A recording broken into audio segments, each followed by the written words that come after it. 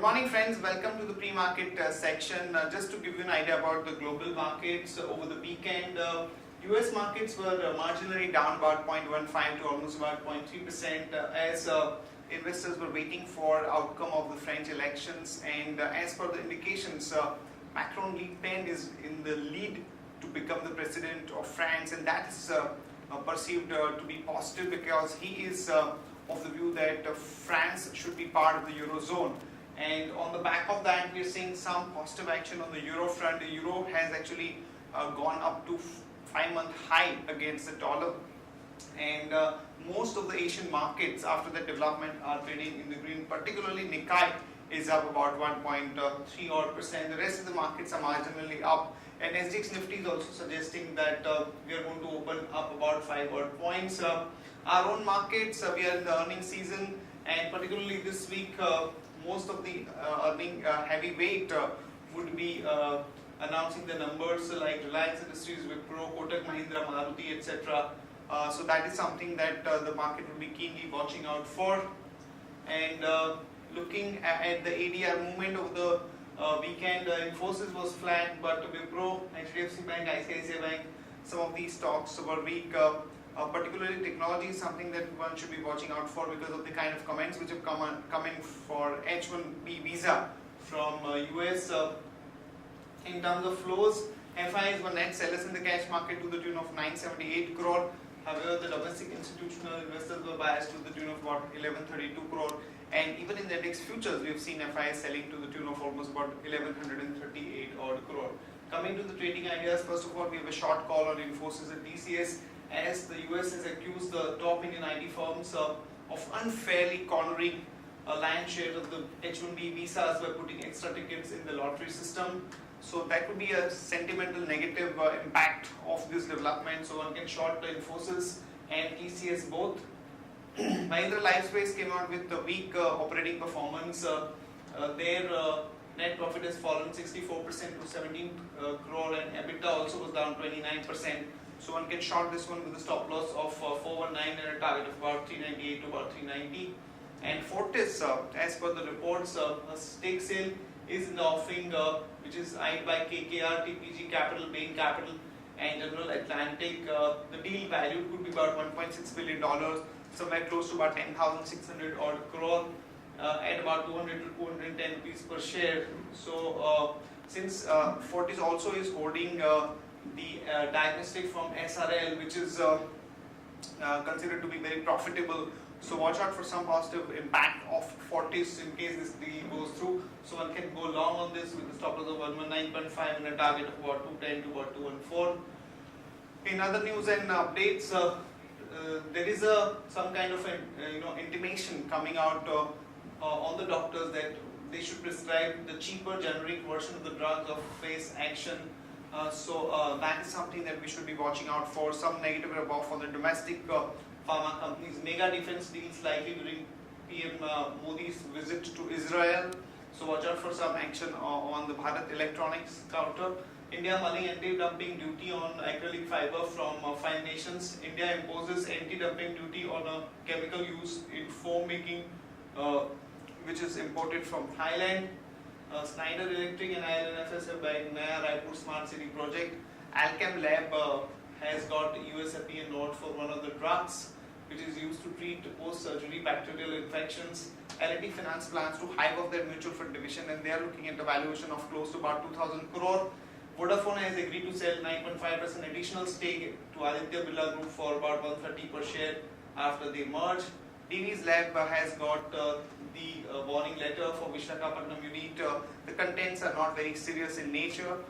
Finance Ministry is in talks with PSBs to get a fix on the growth plans and funding. ONGC is looking at investing about $11 billion to boost gas production by 30%. Petrol prices have been hiked by 3 rupees per litre in Maharashtra as they have increased the VAT rate. Tata Motors has successfully tested first batch of electric buses. The companies which will be announcing numbers today: Hexaware, we are looking at a net profit of 115 crore, Persistent 748 crore, Ultratech Cement 6529 crore, Reliance Industries 7733 crore, and Rallis India 29 crore. And here are the advisory picks that we like at this point of time for investors. These are Sundaram Fasteners, Bajaj Holding, NBCC, Zydus Wellness and UPL. That's it from all of us, friends. Have a good trading session and see you tomorrow at the same time. Good morning, friends. We'll give analysis on derivatives.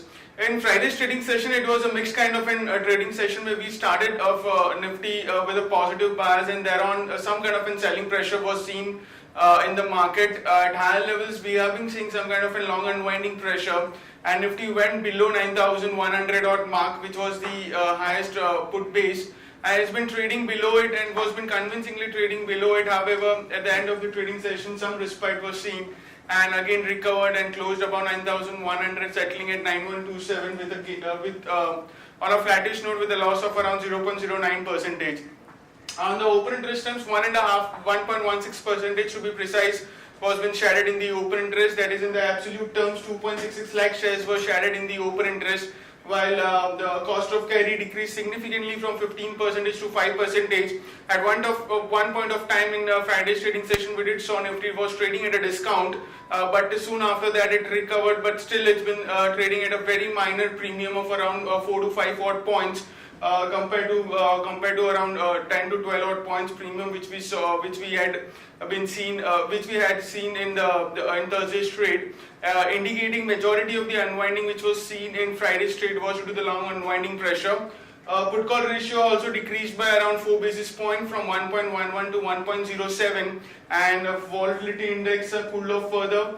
It decreased from 11.56 to 11.42 odd levels, and it's been trading at a multi-year low currently. On the options activity, 9,200 call option have seen an addition in the open interest and is the highest in terms of open interest in terms of the call side.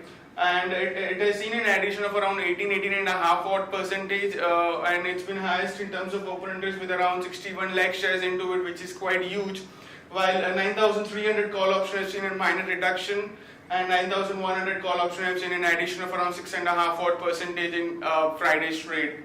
On the put side, we have seen an unwinding in majority of all the strike price. 9,100, the highest put base, have seen an unwinding of around 15 odd percentage, which is not a positive sign for the market.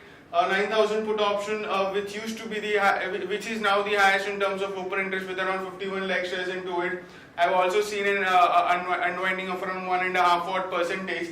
While 9,200 put option have seen an unwinding of 14% in Friday's trade. On the market level, our Friday's VWAP stands at 9143 with a lower range of our VWAP at 9050 and higher range at 9143. As the Nifty is trading positive, it's up by around 5 odd points, quoting at 9134, indicating some kind of a positive opening can be expected in the morning trade.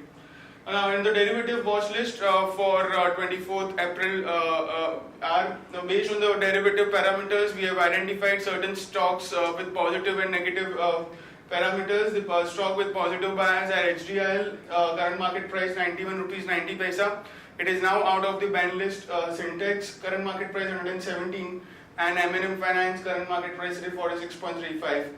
Stock with negative bias are Voltas, current market price 415, Steel Authority, current market price 61, and Cipla, which has seen huge short addition, current market price 564.